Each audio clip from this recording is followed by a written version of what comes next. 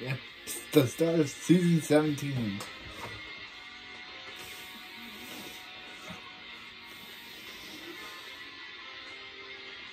And the calendar that I have currently up there will probably be changed in the next week, in the next reaction. Because the calendar I do got hasn't come yet, so that's a temporary calendar. Alright. Oh.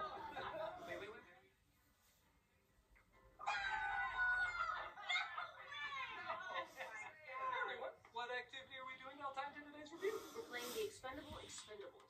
Oh, like the Stallone movies with the action stars? No, like the action stars that the Stallone movies were too embarrassed to put in. I choose Chris Klein. Oh! Well, I choose Dennis Rodman. Oh! Well, I'm bringing the pain of Charlie Sheen and Emilio Estevez. No! Ooh. You do me in? Sure, grab some cars. Alright. Oh, got y'all now. I summon late 90s Ben Affleck. Ha! I have early 2000s Ben Affleck. Oh, that's nothing. I've got Joss Whedon Ben Affleck. Joss Whedon Ben This is all Affleck. for naught. But this game is over. Oh, man, you win. Yeah, there's no way we're beating that. Yeah, there's so many duds he's been in, like...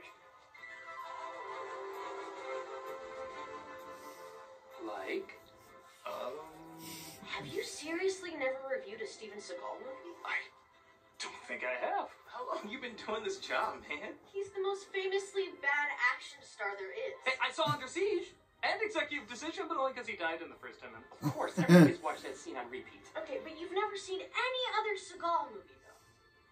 I guess not. What's a good one to check out?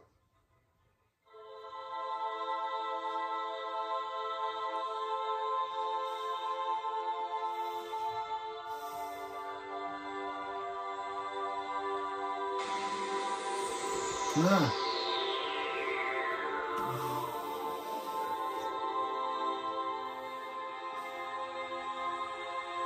What?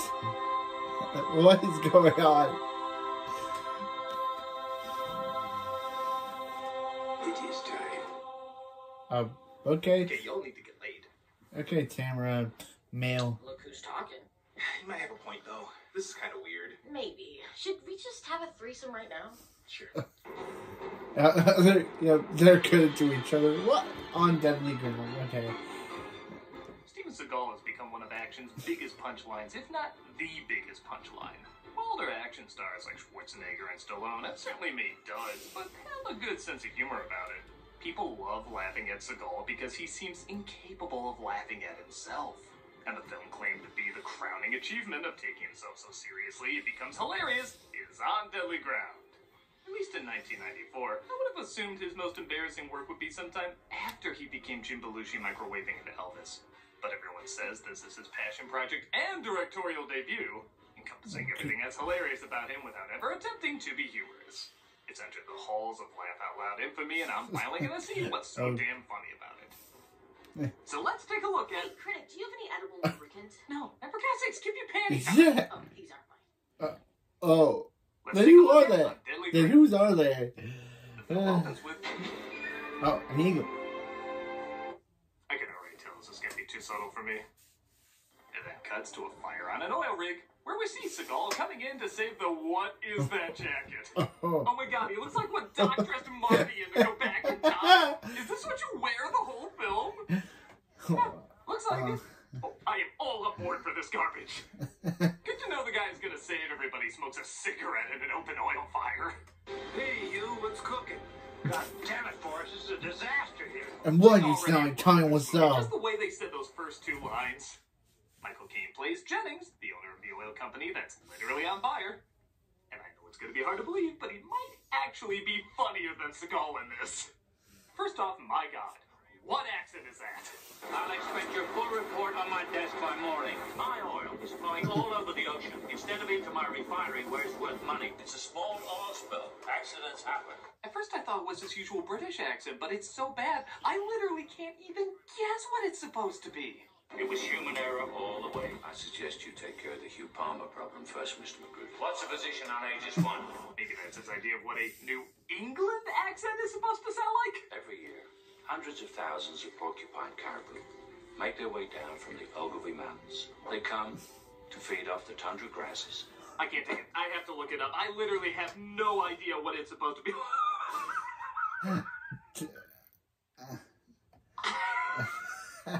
Texan. Give this movie everything. Everything. All the awards, all the world's money. We need more of this in our lives. Second, I don't know if it's the makeup or the lighting, but he looks like a Mission Impossible mask. It doesn't help either that his hair goes back and forth from being as black as the oil he owns, and then a weird inconsistency of red and brown that I think I've only seen on Norman Osborn in Spider-Man comics. Oh, come on, Snell. Surely you can be sillier than Kane in some way. What's your character's name? I'm telling you, Forrest, this was goddamn prepared. Forrest. That's some good silly. That's some good silly. But the son of a bitch made me use them anyway. The raccoon's trying to get on our back porch. Mom just chased him off with a broom. Why don't you fall back, you, before you say something stupid? What everybody told Segal before he agreed to direct. I'm just like Jesus, but cooler. I walk on fire. He's so badass, he doesn't even need to walk away from the explosion. He lets the explosion walk around him. Because Steven Seagal doesn't catch fire. Fire catches Steven Seagal. Check your ass! Steven Seagal! His co-worker Hugh thinks Jennings is purposefully setting his rigs on fire, but Forrest tapped. Yes, it's a name that just gets funnier the more you reveal. I think his middle name is the Thundercats logo. Doesn't see why he would do that. Now, why the hell would I do that to myself on purpose? I don't know. I kind of asked him the same thing. Guess you did. He looks like Mrs. Doubtfire's face on a mannequin head. How am I taking his role, crying over a green sock more seriously? You want someone? An animal? Forrest relaxes in a local bar where he notices a Native American man being picked on by some bullies. Redskin piece of shit.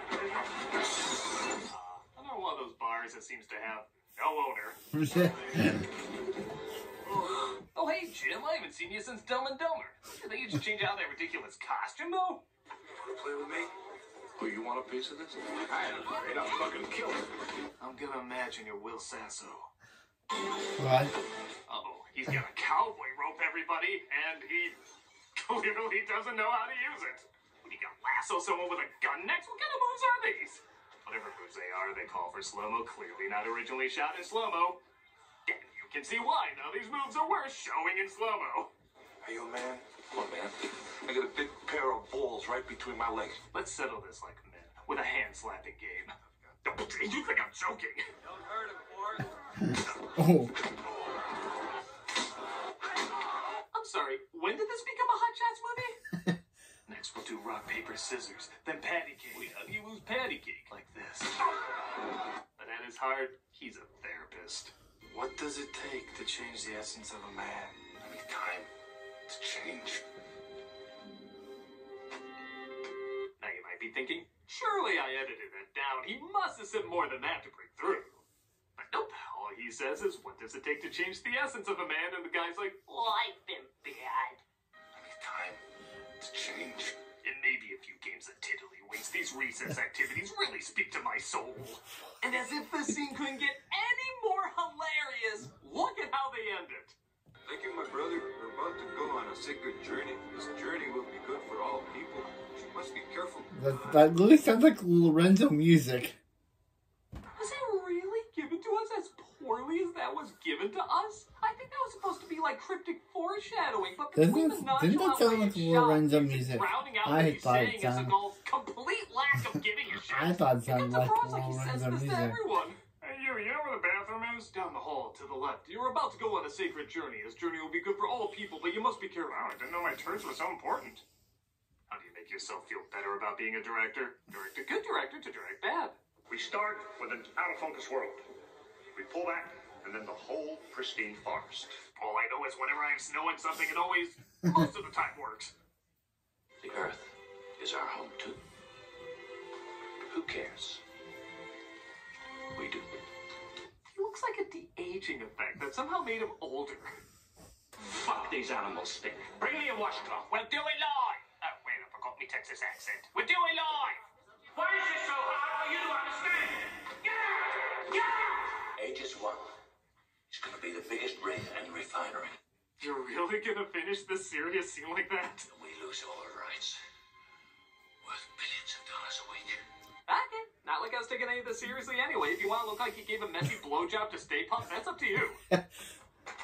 Forrest's friend Hugh, who just looks like a guy who's going to be in this movie for a while, doesn't he? Discovers Jennings is setting the fires for financial gain and puts the proof on a disc. Because in the 90s, every MacGuffin was a disc. Jennings found out and sends his top thugs to take care of it. Oh, good, the guy who played Dr. Cox. This will finally add some subtlety.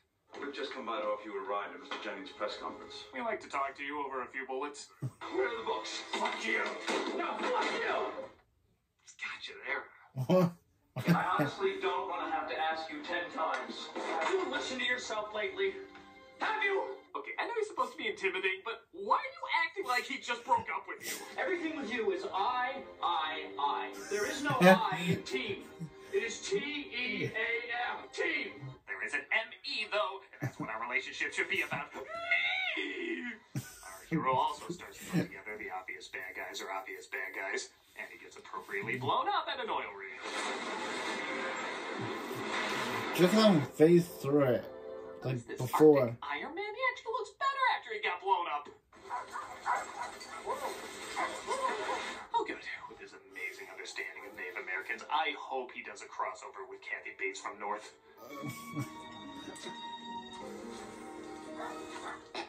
Welcome to Chucky Crow's. I hear someone has a star birthday today. I only make fun because I know a better movie would represent this as, well, a better movie. Yeah. My name is Forrest. Forrest Gump. Forrest Jen Gump. plays Masu, the chief's daughter, and she translates what they're saying. They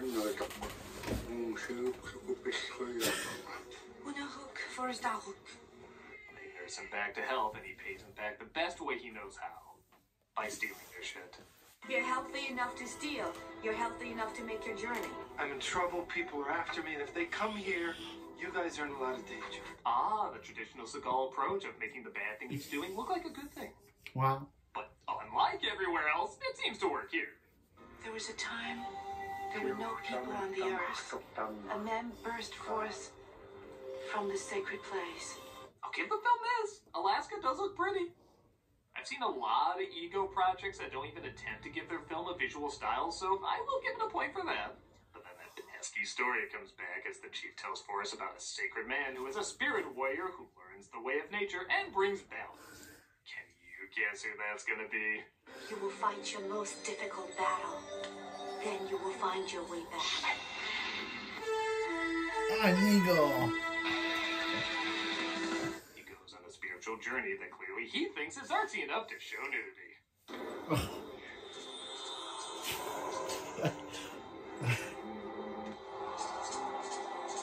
Well, good thing I like gilfs. Grandmas I like to...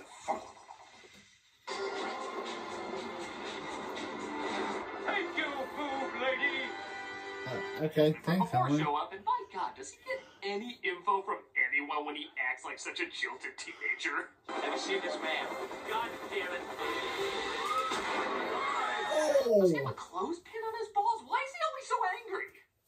Forrest comes back to discover what happened to the man who saved him.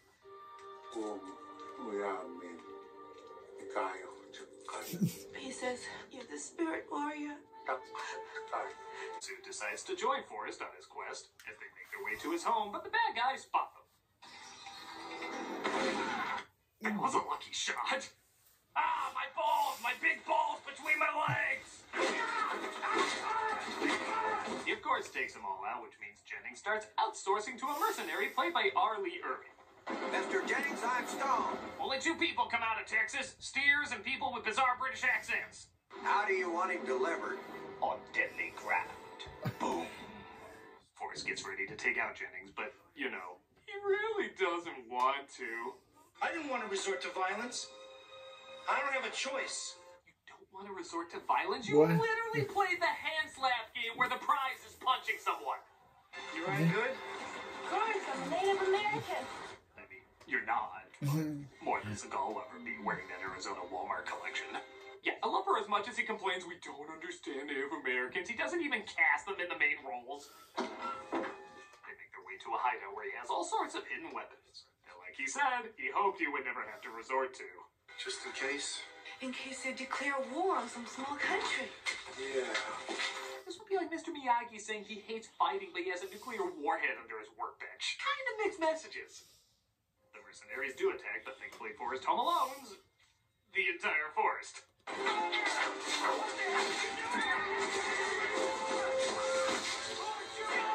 that note, don't you wish Home Alone had just as good editing? He's only a kid, Harry. That looks so real. Quick, get me a paintbrush. We'll paint our way across. Right after I paint a tunnel on a cave. That's the direction a lot of this is going. Confirmed. He blew a hole in the hole. They make their way to the latest rig. Jennings is about to sabotage and try to stop the henchmen inside. I had to kill you. Sure, I could have knocked you out, but last resort. A big thank you to Pepsi for sponsoring this last resort. I'll be back. I'm gonna take a piss. It was cooler when I smoked around explosives like an idiot. Who are you calling? Just gonna reach out and touch somebody. That aged great. Oh, in case anyone missed, Segal also directed this movie. He's the kind of guy that would drink a gallon of gasoline so he can piss in your campfire. We are not dealing with the student here. We're dealing with the professor. This guy's a professional. If he reaches this rig, we're all going to be mid-goddamn hole right in the middle of Alaska. Oh, sorry, my hard-on hit one of the barrels here. He radios to the Lost Arts Dr. Cox and continues to take out the henchmen, including Billy Bob Thornton. All right, sweetheart. I'll regret everything in between Bad Santa and Fargo! But how is he gonna take out Arlie Ermy in both the coolest and lamest way possible? Well, I've never been so manly emasculated! Take it! Oh my god, slow-mo shots that were originally shot in slow-mo? Did someone actually plan something in this? You're a macho man with a coat of honor. You want to shoot me in the back? I guess he does know how to use a lasso. That scene before, that was just a tease. Now, it's full-on Twinkie the Kid time. Get ready for the one good line in the movie. Shoot me, God! I wouldn't dirty my bullets. It's a little second grade, but I kind of love it. What? But he won't kill him. He's not that kind of... I guess he is. Last resort! This is for my father. Come on. This way. Okay, maybe this way. Get out of the rig before it blows. So the way to stop rigs from blowing up is to blow them up again. As Forrest makes a big speech at the Alaskan State Capitol. I've been asked by Mr. Etok and the Tribal Council to speak. Thank you to all the brothers and sisters that have come here today representing this cause. Yes, I chose this jacket knowing full well you would all be here. Big business is primarily responsible for Yeah, the water we drink, the air we that breathe, is a terrible Speech idea. about oil is bad. That's a terrible idea to wear. At the end of a cinematic narrative. Because of the That's a oil terrible cartels idea to and wear a government feathered regulation, jacket forced to use while you're gasoline talking for to 100 Indians. years. True, we use God knows how much oil and gas for the explosions in this Exactly. movie, but when Segal does it, it isn't wrong. Millions and millions of gallons of oil are now destroying the ocean and the many forms of life it supports. So get this, in the test screening of this film, this original speech was 11 minutes when long. you're talking to Alaskans. Don't wear that when you're talking to Alaskans. I'm honestly surprised it took him that long. So he chopped it Yeah, down. don't wear that when you're talking to Alaskans. It still feels like 11 minutes. As long as there's profit to be made from the polluting of our earth, companies and individuals will continue to do what they want. Well, that just makes too much sense from a guy who's friends with a tyrant whose #1 export is oil. This is awful. But man, everybody's right. It's awful in all the best ways.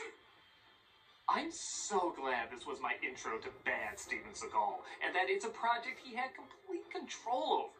I guess it's the only film he's ever directed, but man, I gots to see more. This is the kind of laugh-out-loud, ego-trip bad that you gotta see to believe. It's absolutely horrendous, but by God, I loved every minute of it. It's spectacularly awful and awfully spectacular. Enough that I think I can return to that game. Have you achieved satisfaction? Oh God, yes. So have we. Yeah, I don't need to know any more about that. Yeah, they probably slept. They probably all slept with each other. I choose Pamela Anderson. Well, I choose Guy from Speed 2. Well, I choose Jay Leno. Jay Leno. I wish it wasn't. Like most Those things would chill. The Crimson Chin. Right, everyone. Dun dun But dun. like before, this game is officially over.